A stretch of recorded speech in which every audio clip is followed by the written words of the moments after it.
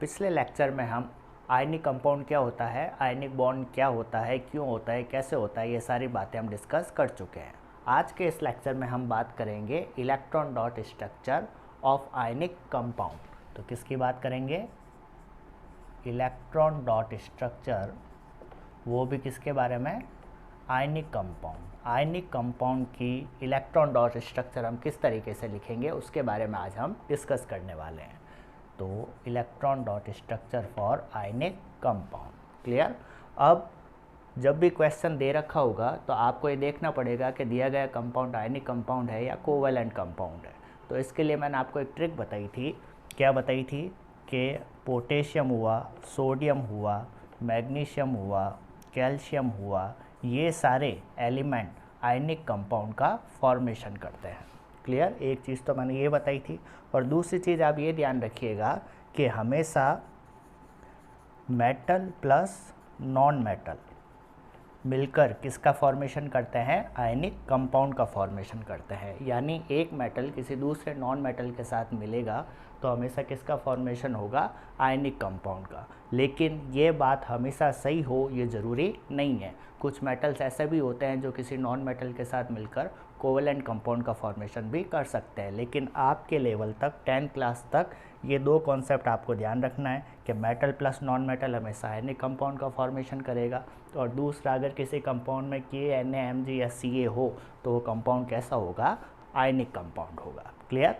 अब देखिए दोस्तों, जब भी मैं इलेक्ट्रॉन डॉट स्ट्रक्चर की बात करता हूँ तो हमेशा ध्यान रखिए इलेक्ट्रॉन डॉट स्ट्रक्चर में हमेशा एलिमेंट के वैलेंस इलेक्ट्रॉन को शो किया जाता है।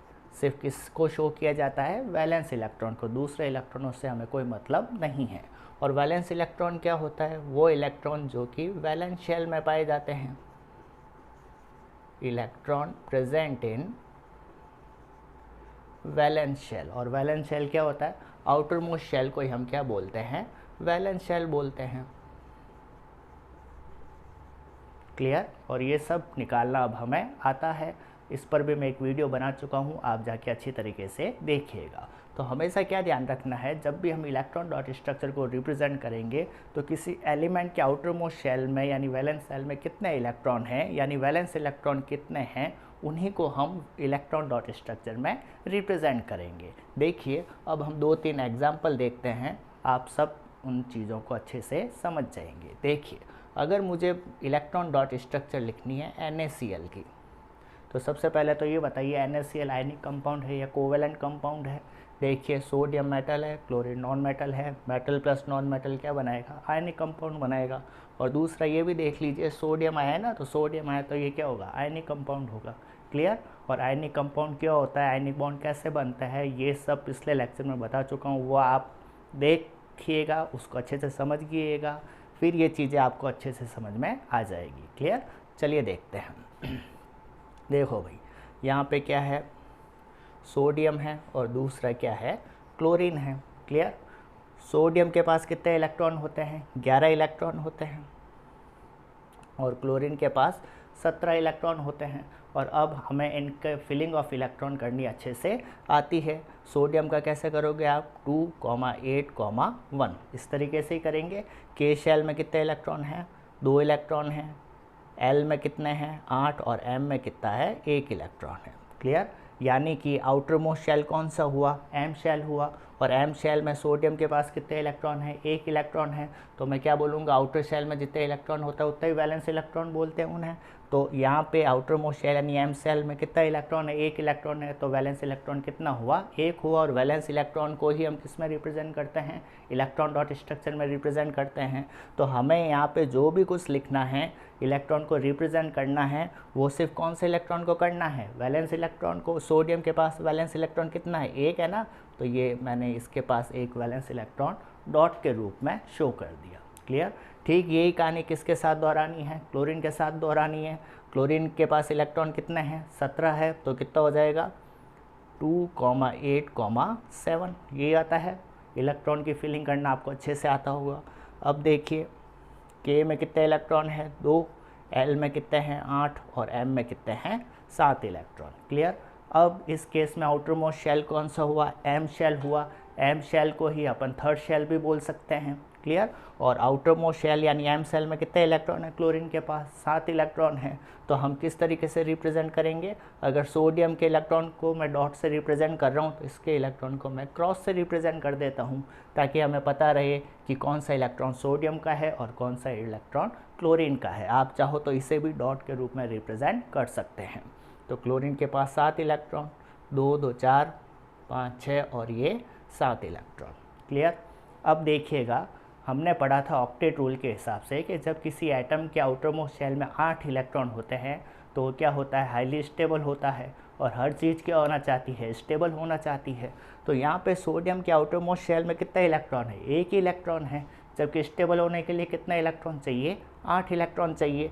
तो सोडियम स्टेबल होने के लिए क्या करेगा, ये अपना 1 इलेक्ट्रॉन किसको दे देगा, क्लोरीन को दे देगा। जैसे ही सोडियम ने 1 इलेक्ट्रॉन निकाला, सोडियम ने ये इलेक्ट्रॉन निकाल दिया, तो इलेक्ट्रॉन निकालने के बाद अब इसके आउटर मोस्ट शेल में कितने इलेक्ट्रॉन रह जाएंगे, 8 इलेक्ट्रॉन ही हो गए ना। ये 1 इलेक्ट्रॉन तो बाहर निकल गया।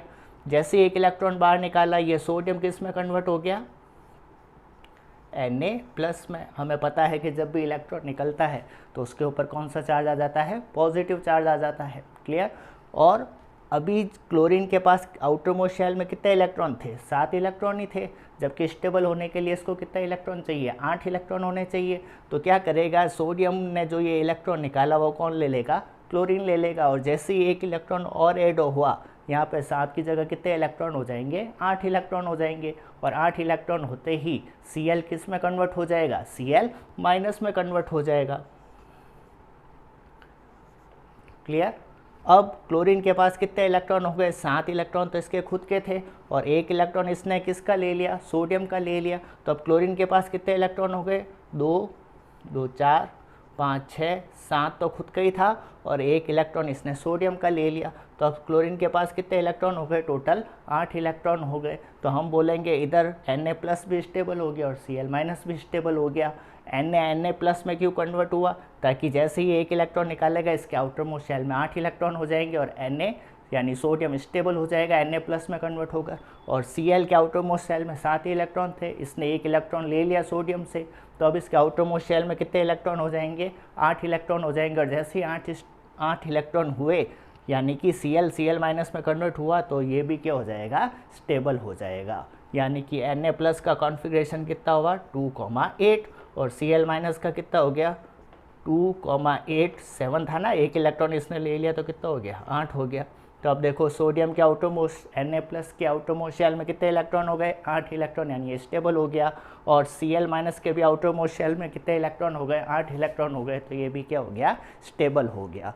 तो इस तरीके से सारा खेल किसका है, स्टेबिलिटी का है। क्लियर। तो इस तरीके से हम NaCl की इलेक्ट्रॉन डॉट स्ट्रक्चर लिख सकते हैं। क्लियर। किया क्या है हमने, किया यही है कि इलेक्ट्रॉनों को, और इलेक्ट्रॉन भी कौन से, वैलेंस इलेक्ट्रॉनों को हमने डॉट के रूप में रिप्रेजेंट कर दिया, तो नाम पड़ गया इलेक्ट्रॉन डॉट स्ट्रक्चर। क्लियर। अब अगर आप ये समझ गए हैं तो क्या आप MgO का इलेक्ट्रॉन डॉट स्ट्रक्चर बना सकते हैं, कोशिश कीजिएगा। देखिए पहले ये देखिए, आयनिक कंपाउंड है या कोवेलेंट कंपाउंड है, मेटल है मैग्नीशियम, ऑक्सीजन नॉन मेटल है, मेटल प्लस नॉन मेटल क्या बनाएगा, आयनिक कंपाउंड बनेगा। और दूसरा मैग्नीशियम है, अपनी लिस्ट में मैग्नीशियम आ रहा है, यानी कि MgO क्या हो गया, एक आयनिक कंपाउंड हो गया। क्लियर। अब इसमें भी वैसे ही करेंगे जैसे अपन ने NaCl का केस में किया था। क्या करेंगे, Mg है और किससे रिएक्ट करेगा, O से रिएक्ट करेगा। अब देखिए मैग्नीशियम का कितना होता है एटॉमिक नंबर 12, ऑक्सीजन का कितना होता है 8। क्लियर। यानी कि मैग्नीशियम में कितने इलेक्ट्रॉन को बढ़ना है 12 और ऑक्सीजन में कितने इलेक्ट्रॉनों को बढ़ना है 8 इलेक्ट्रॉन को। तो कैसे बनेंगे इसका, 2,8, 2 ये हो जाएगा। के शेल में कितने इलेक्ट्रॉन हो गए 2, L में कितने हो गए 8 और M में कितने हो गए 2 इलेक्ट्रॉन। ठीक है।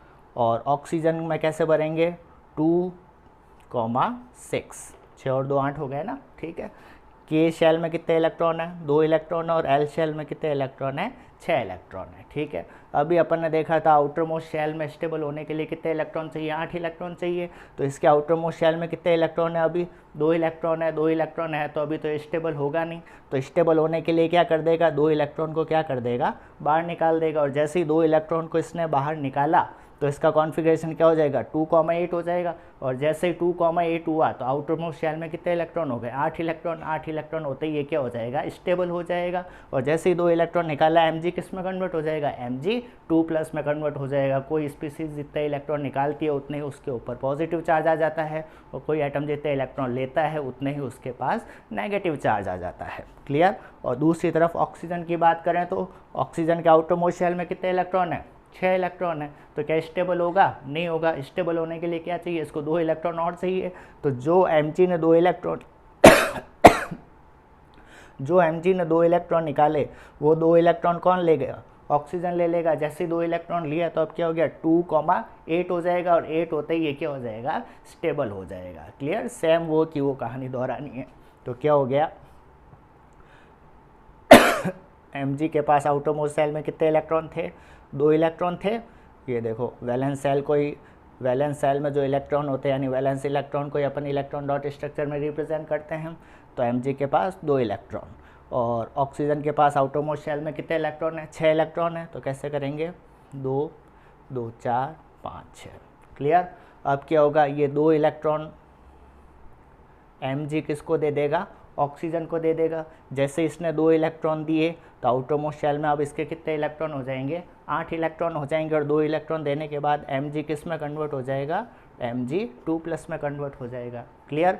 और इधर ऑक्सीजन ने ये दोनों इलेक्ट्रॉन ले लिए। जैसे ही 2 इलेक्ट्रॉन लिए तो ऑक्सीजन के ऊपर कौन सा चार्ज आ जाएगा, 2- चार्ज आ जाएगा। क्लियर। और ऑक्सीजन के पास अब टोटल कितने इलेक्ट्रॉन हो गए, 6 तो इसके खुद के हैं, 2 मैग्नीशियम ने दिए, तो टोटल 8 इलेक्ट्रॉन हो जाएंगे। देखिए ऑक्सीजन के 6 इलेक्ट्रॉन को खुद के हैं, और 2 इलेक्ट्रॉन किसने दिए, मैग्नीशियम ने दिए। तो ये किस में कन्वर्ट हो गया, O2- में कन्वर्ट हो गया। Mg 2 इलेक्ट्रॉन निकाल कर Mg2+ में कन्वर्ट हो गया, और ऑक्सीजन 2 इलेक्ट्रॉन को लेकर O2- में कन्वर्ट हो गया। जैसे ही ये Mg2+ बना और O2- बना, दोनों स्टेबल हो गए। देखिए Mg के पास अब कितने इलेक्ट्रॉन हो गए, 2 इलेक्ट्रॉन इसने निकाल दिया ना, तो Mg2+ के पास कितने इलेक्ट्रॉन हो गए, 2,8। आउटर मोस्ट शेल में 8 इलेक्ट्रॉन, तो Mg2+ क्या हो गया, स्टेबल हो गया। और हर चीज़ क्या होना चाहती है, स्टेबल होना चाहती है। और O2- की बात करें तो 2,6 तो पहले था, 2 इलेक्ट्रॉन लेके अब 6 + 2 कितने हो गए, 8। तो आउटर मोस्ट शेल में O2- के पास कितने इलेक्ट्रॉन हो गए, 8 इलेक्ट्रॉन होते ही O2- भी क्या हो गया, स्टेबल हो गया। समझ गए। तो आप बार बार देख रहे हैं कि सारा खेल किसका है, स्टेबिलिटी का। क्यों, क्योंकि हर चीज़ क्या होना चाहती है, स्टेबल होना चाहती है। क्लियर। तो इस तरीके से हम MgO की भी इलेक्ट्रॉन डॉट स्ट्रक्चर लिख सकते हैं। सिंपल है, कुछ करना ही नहीं है। ठीक है। तो अब मुझे ये बताइए, अगर मैं बात करूं CaCl2, क्या नाम होता है CaCl2 का, कैल्शियम क्लोराइड। क्या आप इसका इलेक्ट्रॉन डॉट स्ट्रक्चर बना सकते हैं, CaCl2, क्या आप इसका इलेक्ट्रॉनिक कॉन्फ़िगरेशन, या मैं बोलूँ इलेक्ट्रॉन डॉट स्ट्रक्चर आप बना सकते हैं या नहीं। चलिए देखते हैं। देखो सबसे पहले तो वही metal plus non metal ionic compound है, और दूसरे इसमें कैल्शियम भी आ रहा है, और कैल्शियम अपनी लिस्ट में था, तो ये भी क्या हो जाएगा, आयनिक कंपाउंड हो जाएगा। ठीक है। अब एक चीज़ देखिएगा, अब यहाँ पे कैल्शियम है और क्लोरीन है। ठीक है। अब देखिएगा, अब एक चीज़ आपको ध्यान रखनी है, कैल्शियम का कितना होता है, 20 होता है। तो इस हिसाब से आप इलेक्ट्रॉनिक कॉन्फ़िगरेशन लिखोगे तो कैसे लिखोगे, 2,8,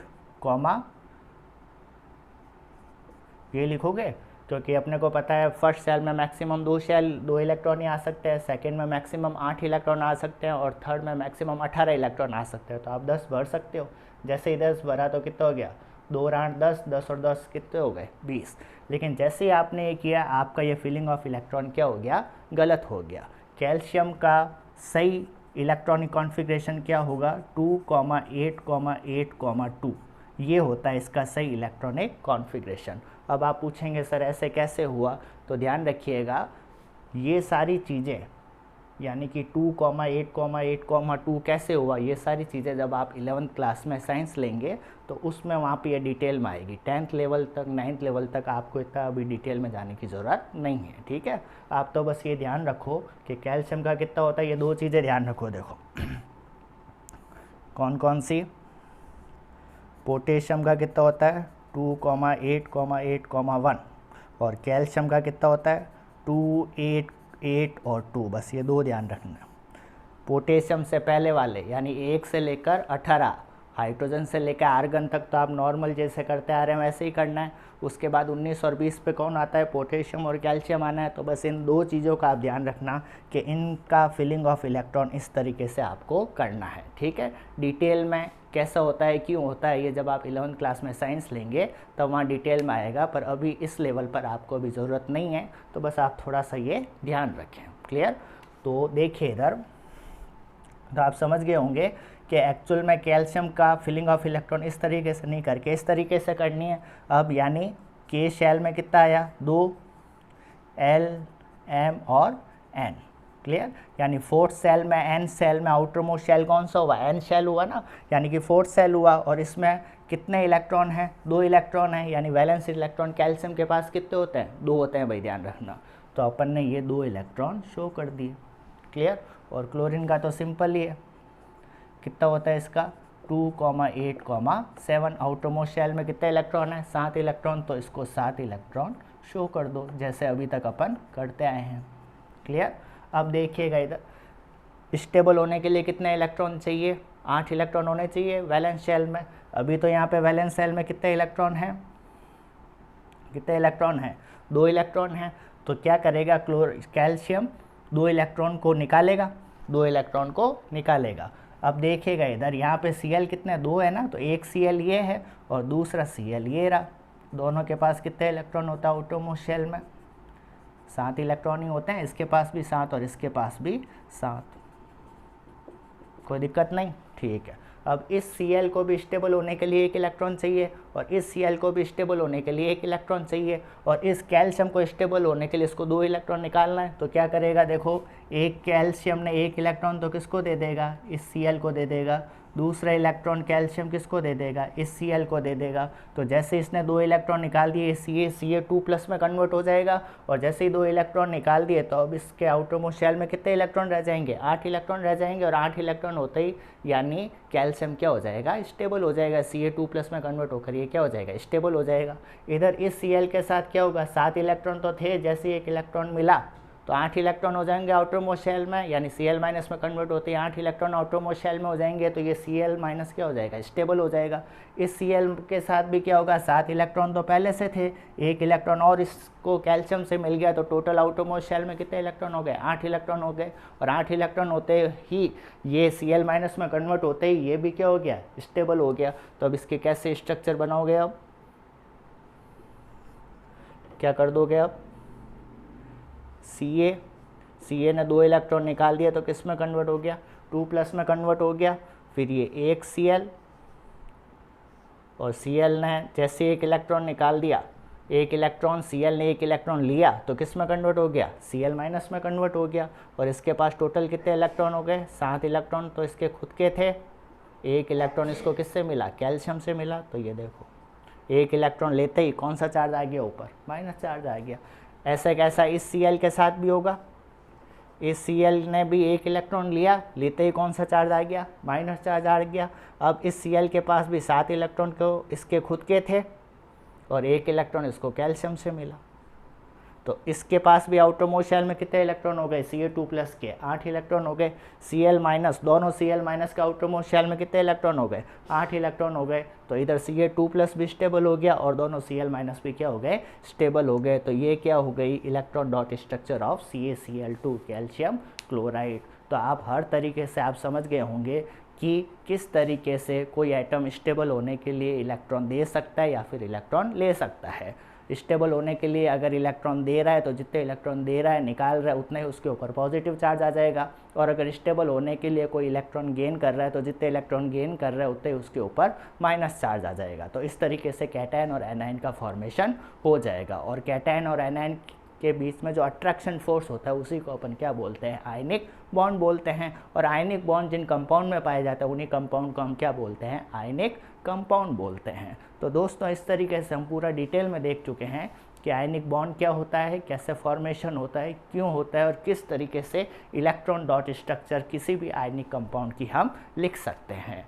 क्लियर। अब आपके लिए एक होमवर्क है, आपको CaO, क्या नाम है इसका, कैल्शियम ऑक्साइड, इसकी इलेक्ट्रॉन डॉट स्ट्रक्चर आप प्रैक्टिस कीजिएगा और बताइएगा कि क्या आपसे सही बन पा रही है या नहीं। कोई भी डाउट हो तो आप क्वेश्चन कमेंट बॉक्स में कमेंट करके पूछ सकते हैं।